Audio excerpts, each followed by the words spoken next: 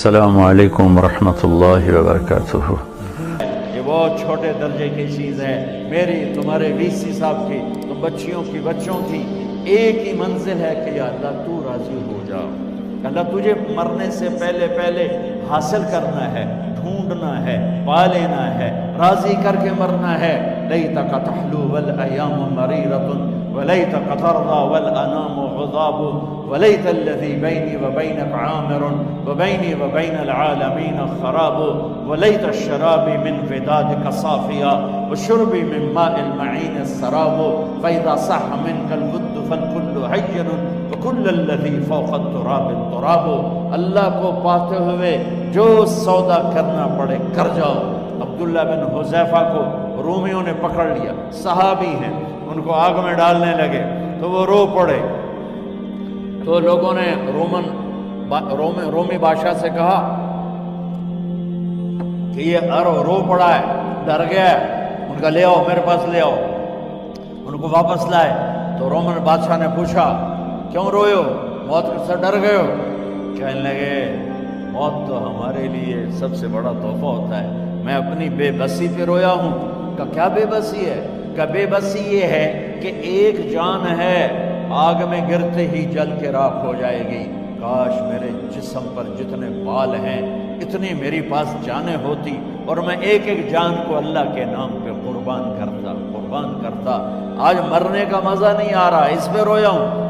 تو بادشاہ اتنا حیران ہوا، انہوں نے کہا تو میرا ماتھا چوم دے اور میں تمہیں آزاد کرتا ہوں۔ تو اس کا ماتھا چوما، انہوں نے چھوڑ دیا۔ 2000 سال پیچھے چلے جائیں، فرعون دنیا کا واحد انسان ہے جس نے کہا انا ربکم الاعلی، میں سب سے بڑا رب ہوں، اور اپنے آپ کے رب ہونے کا دعویٰ انسانوں میں صرف فرعون کا ہے۔ اس کی باندی مسلمان ہو گئی، موسیٰ علیہ السلام کا کلمہ پڑھ لیا، ایمان چھپتا نہیں، وہ پتہ چل گیا۔ فرعون نے اس کو پکڑوایا، اس کی 2 بچیاں، ایک دودھ پیتی ایک ساتھ چلتی، اور اس نے اپنے دربار میں کڑاہ میں تیل ڈلوایا، نیچے آگ لگوائی، تیل ابلنے لگا۔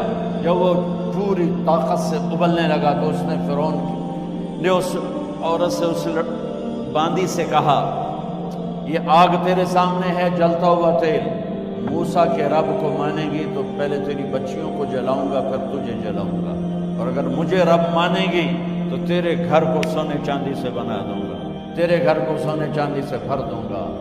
اللہ کا پا لینا یہ میری آپ سب کی معراج ہے، اور اللہ کو کھو دینا میرے آپ سب کے لیے ہلاکت اور تباہی ہے۔ سنو اس نے کیا کہا، اللہ نے اپنی محبت کو ماں سے تشبیہ دی ہے، باپ سے نہیں دی، اور چھوٹا بچہ زیادہ ممتا کو لیتا ہے۔ وہ کہنے لگی فرعون یہ تو میری 2 ہیں، میری 100 ہوتی تو اللہ کے نام پہ آج میں قربان کر دیتی۔ فَخْذِ مَا أَنْتَ قَافٍ، کر جو تجھے کرنا ہے۔ تو پاگل ہو گیا، غصے میں کہنے لگا اس کی بڑی بیٹی کو ڈال دو۔ تو انہوں نے اس کو یوں ٹانگوں سے پکڑا اور وہ چیختی چلاتی ہوئی تھی۔ ماں کا ایک بول اس کی جان بچا سکتا تھا، اور پھر گھر جا کے توبہ کر لیتی۔ وہ کہتی اللہ مجھے معاف کر دے، میں نے کلمہ کفر کہا۔ اس کو ٹانگوں سے پکڑا ہوا ہے، اس کے ہاتھ نیچے جھول رہے ہیں، اور وہ اماں بھی کہہ رہی کہ مجھے بچا لو۔ ماں نے اپنی آنکھوں سے بچی کو تیل میں یوں ڈوبتے دیکھا، اور پھر وہ ابھری جیسے مچھلی تلنے کے لیے، جیسے مچھلی تلی جاتی تو باہر آ جاتی، اوپر آ جاتی، تو وہ ایسے بلبلے اٹھ رہے تھے۔ وہ ایک ہی لمحے میں اس کی تو جان گئی، ایک آنسو کا قطرہ اس نے نہیں نکلنے دیا اپنی آنکھوں سے، اور اپنے دل کو جب مضبوط کیا تو میرے رب کی غیرت، میرے رب کی رحمت محبت حرکت میں آئی۔ اللہ نے ماں کی آنکھوں سے پردہ ہٹا دیا، اور ماں نے اپنی بیٹی کی روح کو نکلتے دیکھا، اور وہ کہہ رہی ہے اصبری یا ماں فإن لك من الأجر كذا وكذا۔ ماں جی ڈرنا نہیں، صبر کرو، جنت تیار ہے، جنت تیار ہے، خوش رہو۔ معصوم بچی کو تو پتہ بھی نہیں تھا کہ کیا ہونے والا ہے، اس کو پکڑ کے یوں ڈالا، اس کی تو آہ بھی نہ نکلی، اور وہ مچھلی کی طرح تلی گئی۔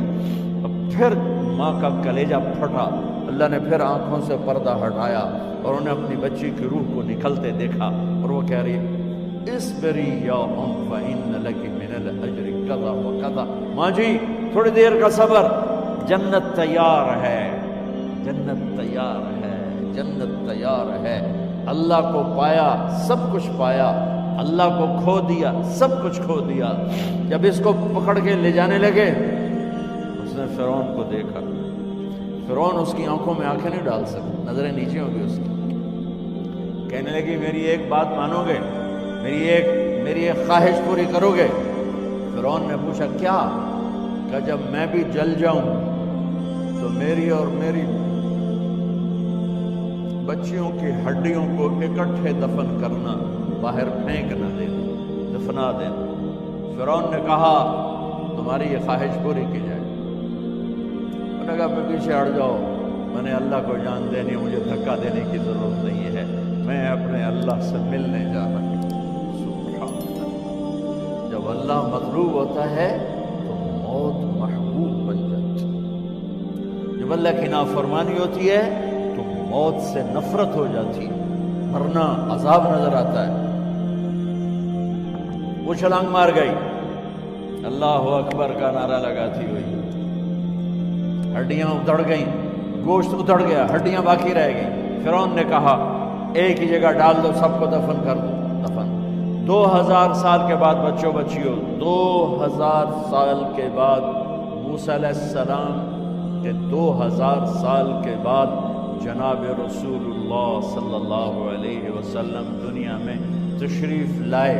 40 سال کی عمر میں نبوت ملی، 50 سال کی عمر میں معراج ہوا، 2050 سال کے بعد میرے نبی کی سواری بیت المقدس جا رہی ہے، اور بیت المقدس پر جب وہ اوپر پہنچے ہیں تو مصر وہاں سے قریب ہو جاتا ہے۔ جب وہ اترنے لگے تو میرے نبی نے کہا جبریل جنت کی خوشبو آ رہی ہے، جبریل جنت کی خوشبو آ رہی ہے، کہاں سے؟ ابھی تو جنت اوپر ہے، ابھی تو اوپر جانا ہے، تو یہ زمین سے جنت کی خوشبو کیا آ رہی ہے؟ تو جبریل نے عرض کی یا رسول اللہ فرعون کی ایک باندی تھی جو اللہ سے سودا کر گئی جان کا اور اپنی بچیوں کا، اس کی بچیوں کی ہڈیوں کو جہاں دفن کیا گیا ہے، یہ خوشبو جس دن انہیں دفن کیا تھا اس دن سے لے کر آج تک یہ خوشبو آ رہی ہے، اور یہ قیامت تک آتی رہے گی۔ اللہ اپنے نام پہ قربان ہونے والوں کی یوں قیمت لگاتا ہے، پہلے اپنی منزل طے کرو، پہلے اپنی منزل طے کرو، پہلے اپنی منزل طے کرو کہ مجھے اپنی زندگی کی سے لینا کیا ہے، مجھے اللہ کو پانا ہے، مجھے اللہ کو پانا ہے۔ میں نے اللہ کی قسم اگر اللہ راضی ہے تو پھر موت سے بڑھ کر کوئی تحفہ نہیں، اس سے بڑھ کر کوئی خوبصورت پیغام نہیں، اور اگر اللہ ناراض ہے تو موت سے خوفناک کوئی پیغام نہیں۔ عمر بن عبدالعزیز 3 بر اعظم پر حکومت کی، عمر بن عبدالعزیز، بنو امیہ، مروان 9 مہینے حکومت کی، اس کا بیٹا عبد الملک بن مروان 21 برس حکومت کی، اس کا بیٹا ولید 10 سال حکومت کی، اس کا بیٹا سلیمان 2.5 سال حکومت کی۔ اسی تخت پر بیٹھے عمر بن عبدالعزیز۔ پہلے چاروں نے اللہ کے شریعت کو قربان کیا حکومت کے لیے، عمر بن عبدالعزیز نے اپنے آپ کو قربان کیا اللہ کے لیے، حکومت کو پاؤں کے تلے رکھا اور اللہ کی رضا کو سامنے رکھا۔ ان کو زہر دیا گیا، جب ان کی موت کا وقت قریب آیا تو انہوں نے رجا بن حیوہ کو بلایا۔ سننے والی بات ہے بچوں، ان سے فرمانے لگے سنو، میں نے 3 بادشاہوں کو قبر میں اتارا۔ اب بچیاں تو قبرستان جاتی نہیں، ہم تو اپنے ہاتھوں سے قبر میں اتارتے ہیں اور اوپر مٹی ڈالتے ہیں اور اوپر اینٹیں ڈالتے ہیں اور پھر منو مٹی میں دبا کے واپس آتے ہیں۔ یہ منظر آپ بچیوں کے تو دیکھنے کا بھی نہیں ہے۔ وہ کہنے لگے میں نے 3 بادشاہوں کو مٹی میں ڈالا، لیکن ان کے کفن کی گرہ کو جب کھول کے دیکھا تو ان کے چہرے قبلے سے ہٹ چکے تھے، وہ رنگ ان کے کالے پڑ چکے تھے۔ ولید بن عبد الملک، سلیمان بن عبد الملک، عبد الملک بن مروان، عبد الملک باپ، ولید بیٹا، سلیمان بیٹا، یہ تینوں کا ان کے چہرے کالے ہو گئے تھے اور ان کا قبلے سے منہ پھر گیا تھا۔ اب میں مرنے لگا ہوں، مجھے پہلے ضرور چیک کرنا کہ میرا اللہ میرے ساتھ کیا کرتا ہے۔ پہلے تینوں کی ظلم کی حکومت تھی، ان کے چہرے قبلے سے کیوں ہٹ گئے؟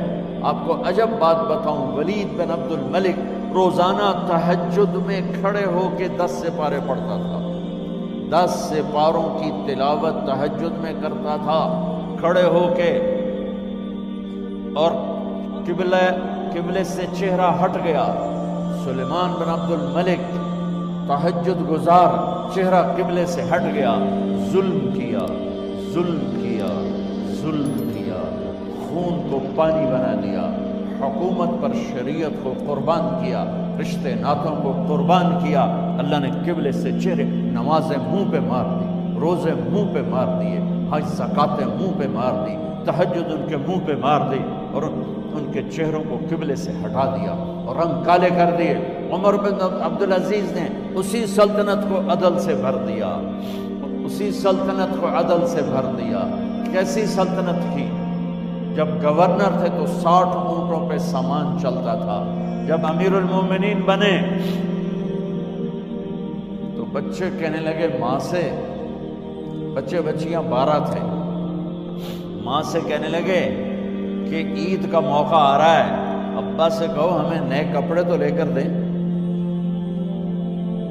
ان کی ماں کا نام ہے فاطمہ، بچوں کی ماں کا نام فاطمہ بنت عبد الملک۔ یہ دنیاوی سٹیٹس میں سب سے بڑی خاتون گزری ہے، آج تک اس کے لیول کی کوئی عورت نہیں آئی۔ دادا بادشاہ، باپ بادشاہ، 4 بھائی بادشاہ، 6 خامند بادشاہ، 7 نسبتوں سے یہ عورت شہزادی رہی ہے۔ حضرت عمر گھر آئے، بیگم نے کہا بچے کپڑے مانگ رہے ہیں۔ حضرت عمر کہنے لگے میرے پاس تو پیسے نہیں ہیں، تنخواہ میں تو مشکل سے روٹی پوری ہوتی ہے، کہاں سے لے کر دوں؟ تو تھوڑی دیر خاموش رہی بیگم، پھر کہنے لگی آپ ایسا کریں، اگلے مہینے کی سیلری ایڈوانس لے لیں، اس سے میں کپڑے لے لیتی ہوں اور روٹی کا خرچہ میں مزدوری کر کے، گھر بیٹھے مزدوری کر کے چلا لوں گی، آپ 1 مہینے کی تنخواہ ایڈوانس لیں۔ حضرت عمر بن عبدالعزیز واحد خلیفہ ہیں جن کے دور میں 3 بر اعظم میں زکوٰۃ لینے والا باقی نہیں بچا تھا۔ یہاں لاہور میں ان کی حکومت کے نیچے تھا، جنوبی اسپین فرانس ان کے حکومت کے نیچے تھا، کاشغر تک ان کے حکومت کے نیچے تھا، استنبول کے دروازوں تک ان کی حکومت تھی۔ 3 بر اعظم میں ایک آدمی زکوٰۃ لینے والا نہ بچا، اور اپنا حال یہ ہے کہ بیگم سے کہہ رہے ہیں پیسے کوئی نہیں، کپڑے کہاں سے لے کر دوں؟